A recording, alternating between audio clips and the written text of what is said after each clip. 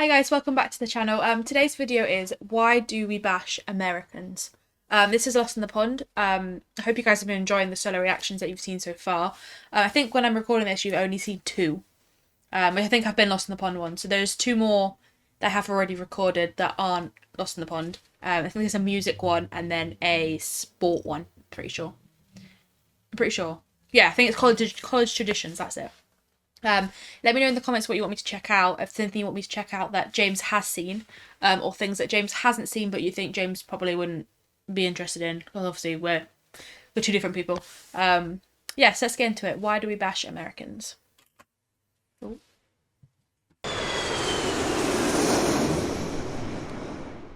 Just running, pretending. I'm sitting down while running, it's not a valid form of exercise. Oh, hello. Guess what I've been doing this week? I've been reading Twitter. It's a big mistake. Nobody should ever do that. But while I was reading Twitter, came across this tweet. Take a look at that.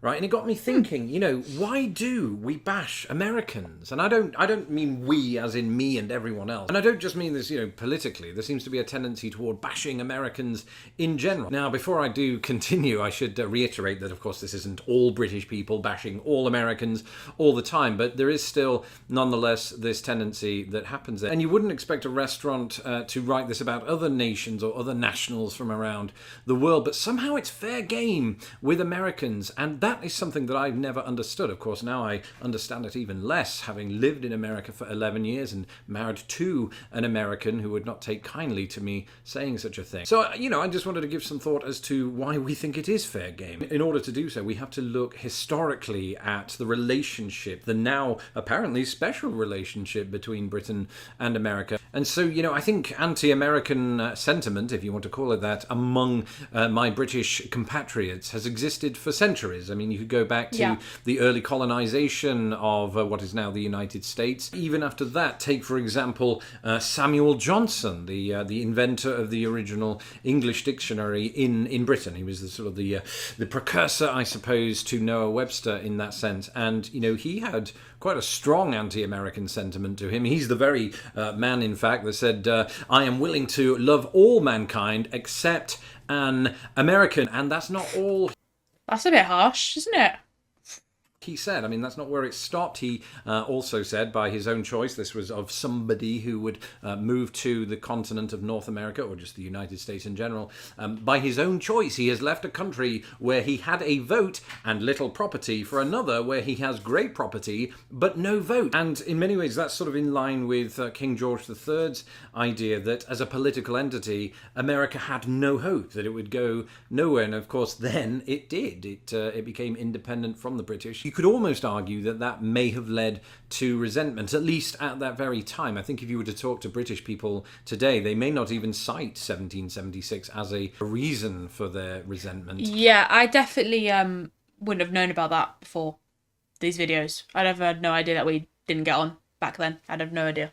Against Americans, should they have that resentment. And that's quite an interesting point, right? So I'm not sure that all prejudice toward Americans today is even tied to history. In fact, to its detriment, it often ignores it. In the case of language, actually, quite often, as I've pointed out before, we ignore sort of the historical patterns behind language and how Americanisms came about from Britishisms. I've talked before about the word soccer having been coined actually in England, if you want to talk about lexicon. The same is true of certain spellings of words. Let's look at aluminum. We say and write aluminium back in the UK, and you say aluminum here. Well, aluminum was previously in use in the UK and was debated back and forth between members of the science circle as to which one we should go with. And then I didn't know that, and I also only learnt recently that soccer was actually used first in England, and then obviously America used it, and then we changed it for some reason. So I'm not sure why we decided to change it. Similarly, when we're talking about pronunciation, a lot of Americans have a tendency to drop the H on herb, whereas the British tend to keep it, but that was not always the case. We started out by dropping the H on herb because of the French tendency to do so, just as we do with the words honour and hour and things of that ilk. But we stopped doing that just because it was becoming quite a class issue. If you were doing that in the UK, you were seen as unintelligent at one point. Wow. That memo never got spread over here in the United States. so they dropped it. And we ignore that fact when we criticize Americans from a linguistic point of view. And that's not where it ends. You could talk about sort of American stereotypes that have emerged. Americans are loud. We've talked about this before, but of course that is quite specific to certain things. And, you know, just as it would be in reverse if we were to sort of stereotype my fellow countrymen for having bad teeth because of the depiction in Austin Powers, for example, not necessarily true of all British people.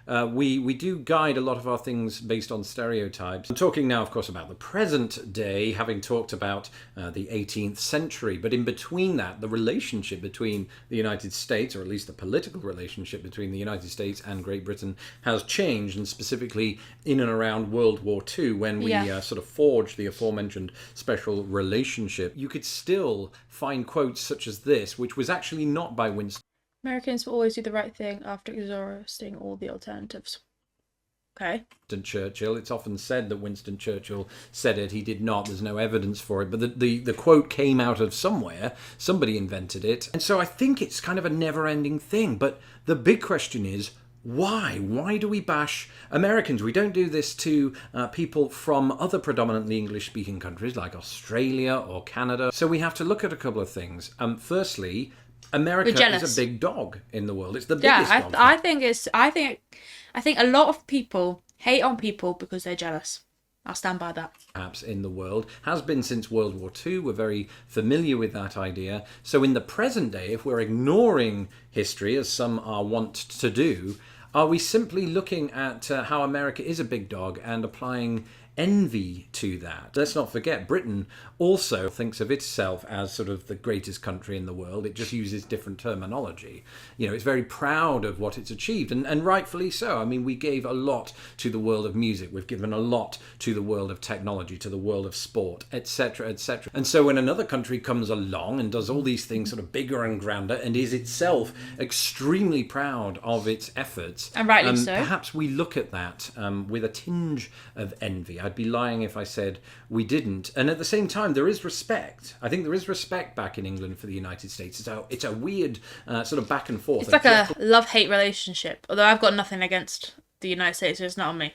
And Hyde personality that we have toward America. But some other things, you know, through television and through media, we are granted, or rather given, an idea of what Americans are like. So we'll more than occasionally see news stories like this one. So when we see news reports like this, I don't know why. I don't know if you guys get the same, but I guess maybe because your country's so much bigger, you probably don't. We get so many American news stories, like, in the UK. I don't know why. We just get so many, even like this. Like, why do we need to know that?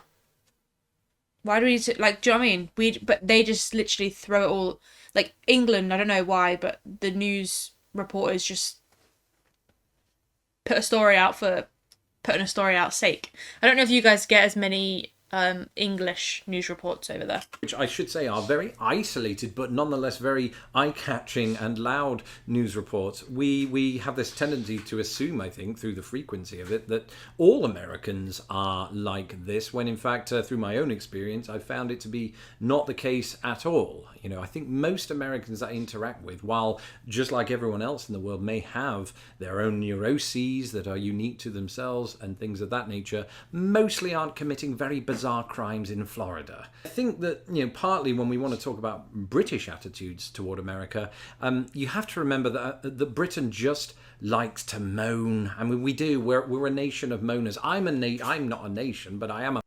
Recently, we moaned that the weather was too hot. Now everyone's moaning it's too cold.